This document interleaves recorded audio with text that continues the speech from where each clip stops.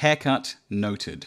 Today, we're going to do another logo roundup and ranking. Since I've been pretty London-centric so far, I thought we'd go somewhere quite different, Australia. Now, I'm not coming in blind. I spent most of my childhood in Australia and actually got my Bachelor's of Design in Brisbane. So I thought I'd pay a little tribute to my Antipodean roots and survey some of the major logos at the national, state, and city level. Breaking with Aussie tradition of settling who's best through sports, let's shake things up and see who comes out as top dog in graphic design.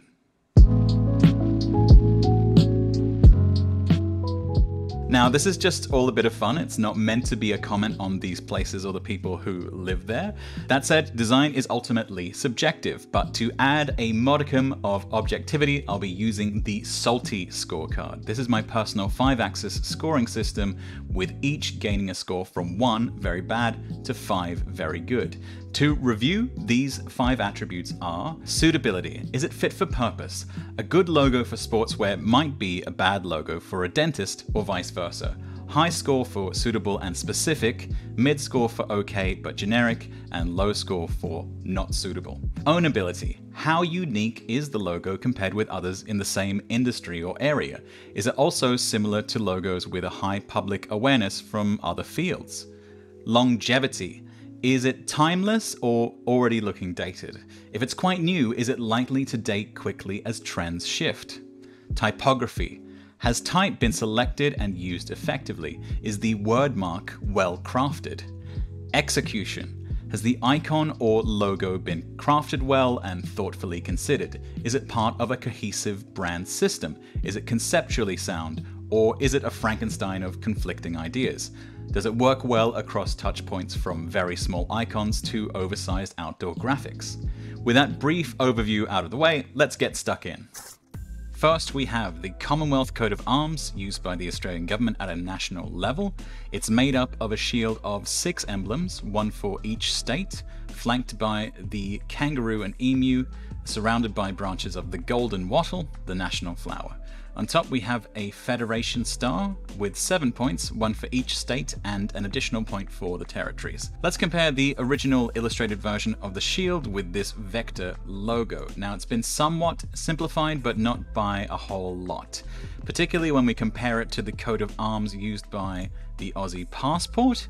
There's a lot of unnecessary detail still left, especially with the sprawling branches of the wattle, which makes it harder to pass at small sizes, which is how it's typically seen.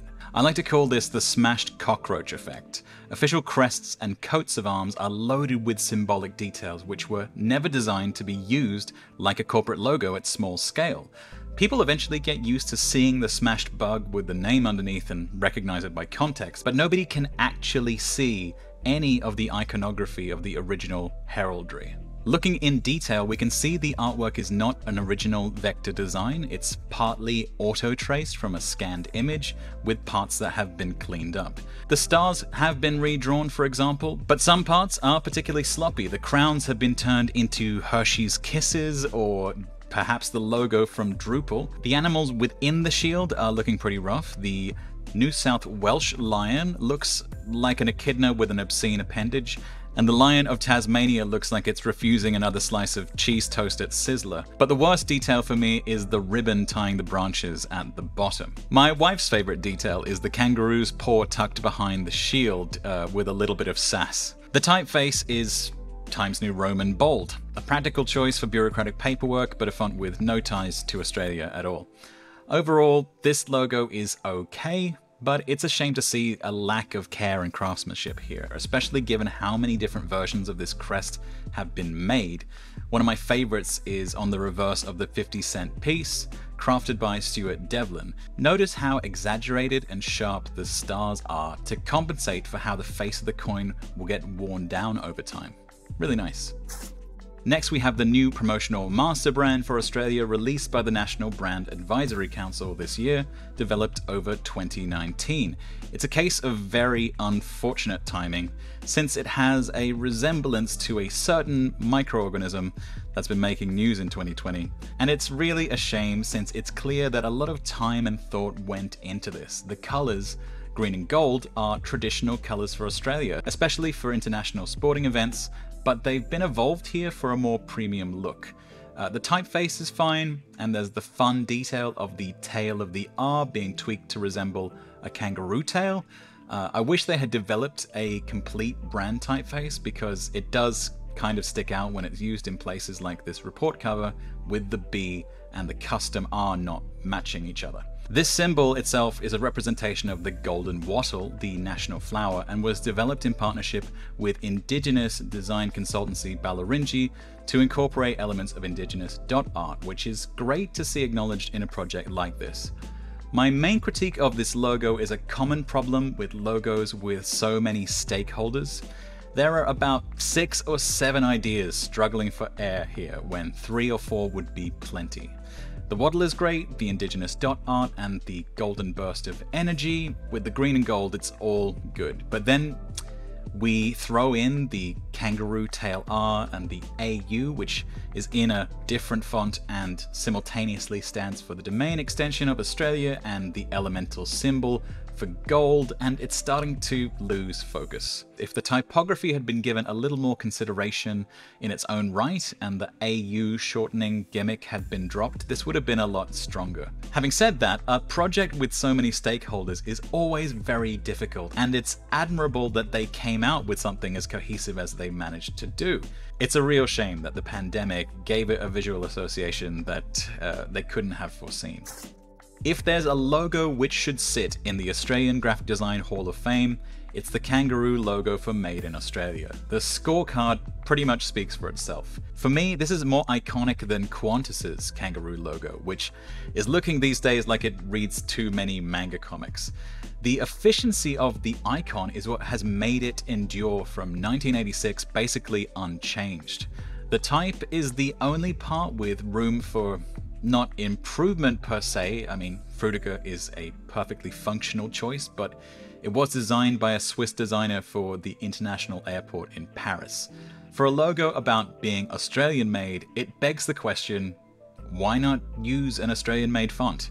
The new Aussie master brand would change this color palette a little bit, which I understand in principle to keep harmony, but I'm just not entirely sold that this more premium feel is helpful for a label for things like fresh produce and stuffed koala toys. That aside, it's nice to see this logo isn't going anywhere. It always brings a smile to my face when I see it. Now, we're going to go from the national logos to the state and city level. We'll look at all the states and major territories in order of population. We'll look at capital cities and other major population centers in the national top 10. We're going to focus on the municipal logos only and not the tourism logos, which would make an entirely separate video. First, we have New South Wales, and their logo has a major problem right off the bat. It's supposed to be the state flower, the Waratah. Here's what that looks like. Here's the logo for the Waratahs rugby union team, and here's a proposed design for a new Waratah state flag. This, again, is the logo for the New South Wales government. You've seen yoga studio logos. That, my friends, is a bloody lotus. It's the national flower of India. Apparently, they only shelled out about 5,000 Aussie for this, which is about $3,500 US. If you pay peanuts, you get monkeys. The typography is the best part, and even that is a cliche. It's Gotham, which was made famous by Obama's 2008 campaign, a typeface inspired by signage in New York City. So there's absolutely no connection to this state. This logo fails because it doesn't tell us anything about New South Wales. What we have is an Indian flower over American type. Luckily, the capital city, Sydney, almost makes up for the state's failings with this marvelous logo. Sydney is Australia's financial capital, the oldest and most established city, and is probably the most internationally recognized. The symbols chosen for the logo, the anchor, masonry crown, and 6-pointed star, are all taken from the city's coat of arms, but it's been judiciously edited down. What's left is much easier to read and understand semiotically, and it's optically balanced within that circular holding shape. It manages to hit that sweet spot between meaningful imagery and simplicity that is all too rare. Unfortunately, Sydney's current city flag is based on their original coat of arms, which was redesigned in 1996, likely in part due to its colonial baggage. It's a complete dog's breakfast. If you haven't seen Roman Mars's TED Talk on flag design, you should, because this flag breaks almost all of the rules of good flag design that he outlines. Sydney's logo, on the other hand, would make a brilliant flag. The typography is fine, and they've really made a flexible system where the word mark and anchor can be used together in different configurations, or lockups, as we call them, as well as decoupled from each other. It's great work, and for me it holds its own alongside any world-class city. New South Wales' second largest city is Newcastle, which is also the 7th most populous in the country. For a smaller city, Newcastle's logo is quite well done, especially for having been created mostly in-house. The N monogram with ripple effect is distinct, as is the vibrant use of color, and the typography is legible and confident. The main question is its longevity, as it feels very contemporary as opposed to timeless, but for now it's a fresh and vibrant effort. Unfortunately, Wollongong, the 3rd largest in the state and the 10th largest nationally by population, has less to brag about. It's an unfortunate knockoff of Melbourne's former logo, with the same gum leaf, sun, and monogram letter elements, but without the same level of polish. It's something that wouldn't be unsuitable for a regional shopping centre. Frutiger is fine as usual, but there's very little here to reflect that claim of City of Innovation. Our next state is Victoria, with a deceptively simple logo, but the Victorians have taken a different approach and created what's called a master brand or umbrella brand system. Looking at the project page, we can see how the same elements, the brand V triangle, and the bespoke typography is combined in multiple ways to cover a huge variety of applications and different niches within the state, taking over from a lot of previously disparate logos and sub-brands. So in this form, it does look a little bit boring, but that's a feature, not a bug. It's a deliberate move to use a few simple elements with a consistent point of view, which people will come to recognize over time. And overall, it looks to be a very well considered and executed job. Victoria's state capital, Melbourne, has historically been the leading cultural city in Australia. The population is only a few thousand less than Sydney's, but the focus has always been more on the arts, entertainment, and culture. One example is the Melbourne International Comedy Festival. So Melbourne's logo does reflect that somewhat. It was inspired in part also by the multifaceted architecture of Federation Square, a public space in the centre of Melbourne. This main treatment is one of many in a flexible system with many different iterations. This was created over 10 years ago now, and the danger of a logo which is so trendy is that trends move on. These days, it's lost some of that original edge, and you're most likely to see this flat color version rather than any of the more decorative styles in use. The custom typography is quite nice and really strengthens the cohesive look to city programs. The main issue people have with this logo is its similarity to NYC's rebranding, which came a few years before this one. But as far as Australian cities, Melbourne's identity really stands out from the pack, in spite of some of the aspects now looking slightly dated. Our next state is my former home state, Queensland, and without bias, I think they have quite a handsome crest here. No nostalgia bonus here. The logo I remember from my days there was the not-so-missed Beatty burger, named so after then Premier Peter Beattie, for looking like a burger topped with fries in the vague shape of the state outline. The typeface has remained the same, FF Meta, which was very popular in the 1990s, but still works fine today, if a little bit of its time. The Queensland coat of arms notably features a non-native animal, a red deer, as well as the brolga, a native species of crane. Not that all coats of arms need to use only native species. The British Royal Arms, after all, feature a lion and a unicorn, but it's noteworthy for being the exception amongst this group of Australian government logos. Comparing the original illustration with the logo, the vectorization is very good. The level of detail and stroke thickness is pretty consistent throughout. If I had one detail to nitpick, which I'm allowed to do since it's my video, it's that each of the 4 animals featured have a different shape of eye. Unifying them to use one simplified shape is quite an improvement in my opinion. But kudos to them for actually drawing the crest from scratch and not using auto trace as disappointingly so many others have done. My former hometown of Brisbane has exactly the same logo I remember from growing up, and it's plain to see that the styling hasn't changed since the 20th century. Despite that retro styling, the execution is actually pretty good. The palm tree may be a bit kitschy now, but the main issue is really the blue background. Without it, the yellow does not scan on a white background, so it either needs a blue box or for use on white, the black and white version has to be used, and that's not particularly flexible. Aside from looking somewhat outmoded, using City Hall as the symbol is fine, but the architecture of Brisbane Town Hall with its clock tower is pretty generic. It has columns, sure, but a clock tower is a fairly ubiquitous feature, so it does lose some points for ownability. Things could always be worse though. You could be the Gold Coast, Queensland's second city and the 6th largest metro area in the country, and talk about low effort. There's so little here except questions. Why is the space missing from Gold Coast? Why is there a red full stop? Here's the old Gold Coast City logo, and sure, it looks dated, but at least it had a concept. These wave shapes look like beach flags or beachfront apartments, according to another source. I'm not thrilled about how this G is just cut with a square box, but at least there is something. This is nothing. It's grey, Helvetica, all caps, red full stop.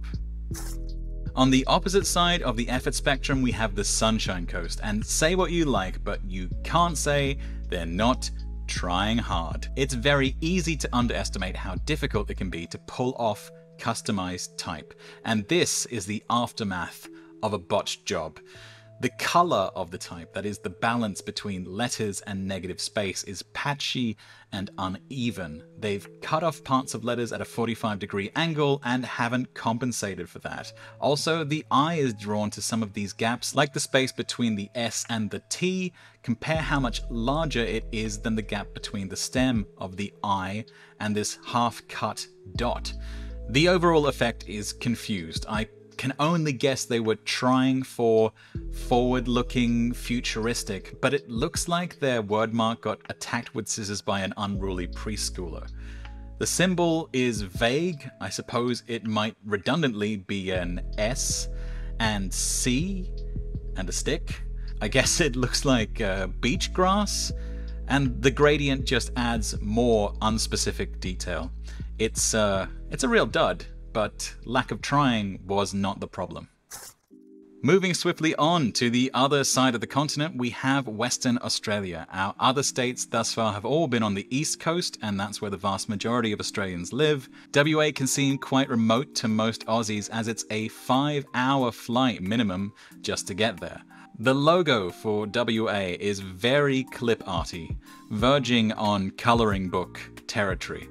But at least it's an original vector drawing. They really didn't simplify it down for usage as a logo, but it sure beats what they were using just a year ago, which was not only auto-traced, but scanned ever so slightly crooked, just 3/4 of a degree off of true level, which I'm sure was driving designers completely insane. In case you missed it, yes, that is Arial. The signature R gives it away. The capital of WA is Perth, the world's most isolated capital city, but apparently quite pretty thanks to all those mining profits. The state bird of Western Australia is the black swan, and the city coat of arms has 3 of them, 1 on the shield and 2 pissed-looking swans on either side. Perhaps they're so upset from chipping their beaks on these odd crown-shaped collars, I'm fairly certain no swan has a bill that shape. Or perhaps the swans themselves are pedants and have been annoyed by noticing the presence of a shield within another shield. This whole crest really is the definition of redundancy. We see 3 crowns, 3 swans, and 2 shields. That's actually a total of only 3 symbols. I'd love to see Perth follow Sydney's lead and reduce these 3 things into a simple icon. The type is unusual, but also not of any particular local significance. The city flag also uses the exact same crest, except the shield within a shield has even more redundant detail, so at least they drew the line somewhere. State number 5 is South Australia, home to Australia's best wine region, the Barossa Valley. The state logo is unique for featuring its state bird displayed proper. For many of us, this brings to mind the Great Seal of the United States with its bald eagle, mostly because it's so mentally ingrained from film and television. The bird here is not an eagle at all, but a piping shrike, which is a kind of magpie. The state colours around the perimeter are quite nice, though the bird itself is auto-traced, unfortunately. The type, in Frutiger, has strangely enlarged letter spacing for no discernible reason. The capital of South Australia is Adelaide, and their logo leaves almost no impression. The stylized A is generic, and I couldn't find any source to indicate a meaning behind the number of dots used here. I could imagine this logo for a small accounting firm or a local sports club. The type is weird in that for some reason it seems the spacing and proportions have been manipulated to make the F in of align perfectly with the I in Adelaide, which leaves us with our smallest state before we get to the territories, Tasmania, the island in the southeast corner of the country, known for their cool climate, beautiful landscapes, and they've also been producing some world-class whiskey of recent. The logo for Tasmania, however, is doubly sad, since the animal they chose is not this guy, but the thylacine, or Tasmanian tiger, which was hunted to extinction in the 1930s. In addition, the design itself is also sad. This drab yellow color, if they were going for gold, they missed the mark. And the type set in Verdana, a default Microsoft system font, which is looking low effort and clumsy here. Plus, the design just lacks any finesse. It looks quite unfinished, like there should have been several more rounds of revisions. One design detail that sticks out is that the visual focal point, or the center of gravity if you like, is at the bottom left corner. An unspoken rule of logo design, especially when motion may be implied, is that we focus towards the top right hand corner, since we associate up with positive and down with negative, and in English we read left to right. Moving right is moving forward. The bottom left is the opposite. It's moving backward and sinking down. You need to understand and master those rules before you break them, and this just isn't master level work. Using the Tasmanian tiger and even playing with the negative space to render it are fine conceptual starting points for this logo, but starting strong is one thing, stopping short is another. The end result looks like a logo for a sad zoo. The capital city of Tasmania, Hobart, has another confused logo, which looks like it belongs to a textile shop. The interweaving layers which form the H are fine, but it's very hard to muster any sort of reaction. Being a port city, the blue and green can obviously be tied to water and greenery, hardly groundbreaking, and aside from that, it makes almost zero impression. The type is particularly busy, going from serif Roman to italic to all-cap sans serif for no discernible reason. From the smallest state, we move to the smallest mainland territory, the ACT, or Australian Capital Territory. Canberra in the ACT is kind of like the Australian Washington DC. Its existence is a quirk of Australian history. After the gold rush in Victoria during the mid-1800s, Melbourne began to rival Sydney for importance, and so the Australian colonies at the time agreed to set up a new political capital. The ACT is mostly made up of that capital, Canberra, as well as some national park land. It is so small that Canberra has no city government of its own, since the city pretty much makes up the territory. The type is unusual, a font called Glasgow, which has the odd feature of sloped arms on the capital T. The logo is a lockup of a coat of arms in a circle, kind of fitting for Canberra as it was a centrally planned city with a lot of influence from the Garden Cities movement, and it's home to an infamous amount of roundabouts, especially radiating out from Parliament House in the centre. The coat of arms is quite oddly drawn. Parts are auto-traced and parts are vector drawn. The line weights are completely inconsistent. My favourite bad detail is this broccoli, which has been imprisoned ostensibly by the Queen. Apparently this is meant to be a gum tree, a native species, but to my eye, that's more brassica than eucalyptus. Our final territory is the Northern Territory, remote and known for the sacred indigenous site of Uluru, the desert town of Alice Springs, and Kakadu National Park. The NT is a bit of an underdog story, which Aussies love. I think it's a true gem. It's a stylized Sturt's Desert Rose, the official flower of the territory. It was designed by illustrator and designer Robert Ingpen in the 1970s and has been used on the territory flag ever since, which looks great. The 7 petals represent the 6 states and the NT, and there's a nice connotation of coming together similar to the logo for Ubuntu. The ochre and black color scheme come from the desert soil and the night sky, and it's just stunning. It's quite distinct as an icon from the other states. It reminds me in the best way of the very simple and distinctive graphics of the municipal flags of Japan. The typography is great too. ITC Avant-Garde is used in a very clean and modern treatment. It genuinely makes me happy to see a great piece of design in an unexpected place, and I think the Northern Territory's logo is a great example of that. Our final logo is for the capital of the NT, Darwin. The color scheme of this logo is quite surprising compared with the outback color scheme of the Territorian logo. Darwin is a harbour city, and it's clearly trying to evoke the water and greenery here. The dragonfly icon is clean and minimal, though the gradient treatment for the wings is looking a little dated, but it wouldn't need much tweaking to refresh that. The type is perhaps the weakest point. Confusingly, they've chosen quite a distinctive typeface, Brie, but its character comes out most in the lowercase, so this all uppercase treatment feels a little bit bland. Not an outstanding logo, but far from the worst that we've seen overall. So that concludes our look at the government logos of Australia. For me, the worst were the Gold Coast with their blander than cardboard half-arsery. Worst state unfortunately has to go to Tassie with its depressing zoo logo. On the flip side, the most successful were the Australian-made logo, which is so perfectly distilled it can't really be improved on. Best city branding has to go to Sydney, and the Northern Territory comes out as the underdog winner out of states and territories. Just a fantastic and timeless icon there. As a group, Australian logos are a little less grounded in tradition than the British logos I've surveyed so far, for better and for worse. None of the top or bottom place logos were traditional coats of arms.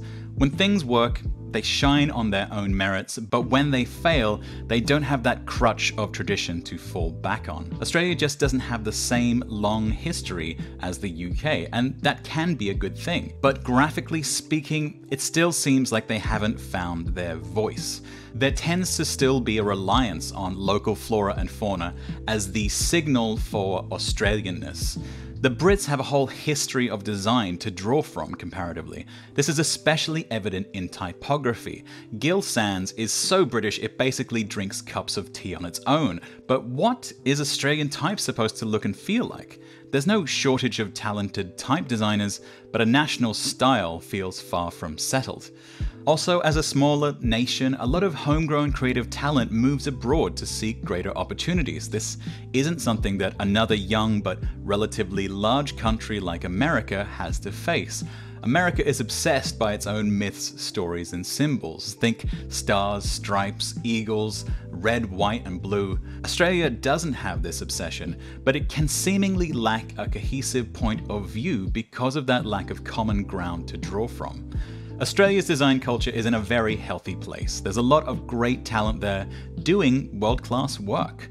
Nothing is yet set in stone, which is exciting. It means there's still time to find a uniquely Australian voice and for this generation of designers to shape that.